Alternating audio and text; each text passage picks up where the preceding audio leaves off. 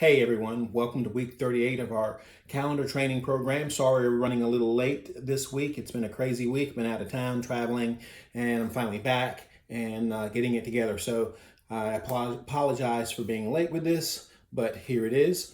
And we are working on the plank. And let me set my timer. We got 4 minutes and we'll start the timer now.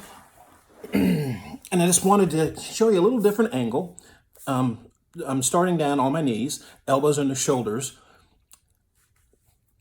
and just kind of engaging that core, keeping everything tight. And of course, once you go to your toes, you're bringing the toes in towards the elbows and you're kind of clenching it in.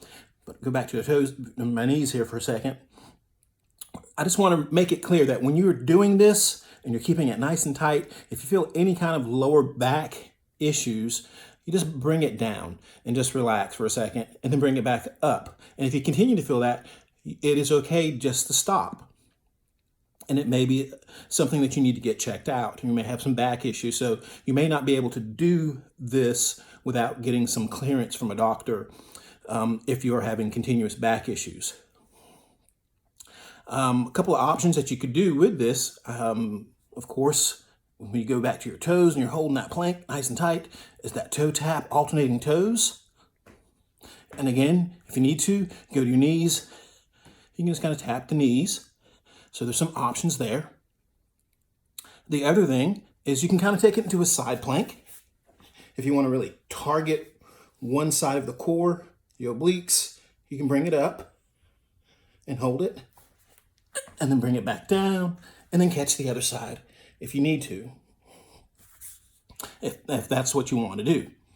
So it gives you a little more options being in the plank position. 4 minutes, 5 minutes is a long time just to hold this even on your knees. So you have some options to kind of mix it up, still get a good workout.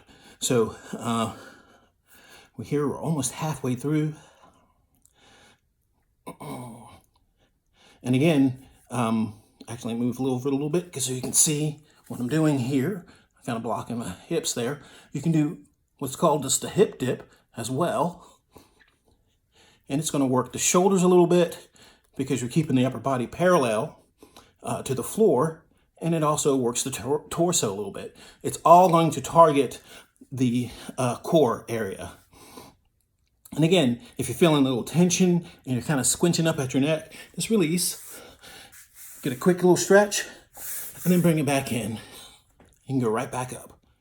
Okay? So just kind of hold. We're getting closer there.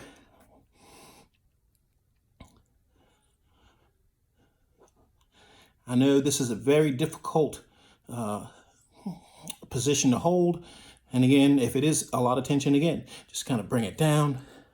Release, quick stretch, reset, and then back at it.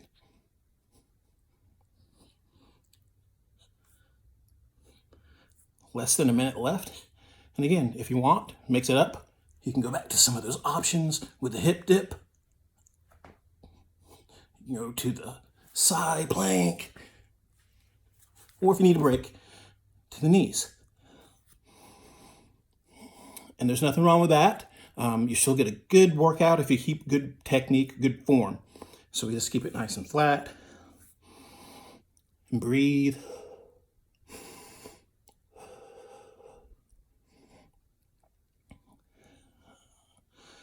It is a very difficult thing, but it is good. And again, take a little break if you need to. Relax the shoulders, bring it back in, and we go right back at it on our toes or on our knees. And almost there.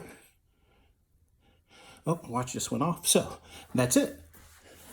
So that was week 38. Again, just remember your options, your modifications, the way to mix it up, to keep it from being boring. If you start to feel pain and it doesn't go away, you might want to get that checked out just to make sure everything's good before you try to continue to do this exercise. And that's it for week 38. Again, sorry for being late with the video, and I will talk to you soon.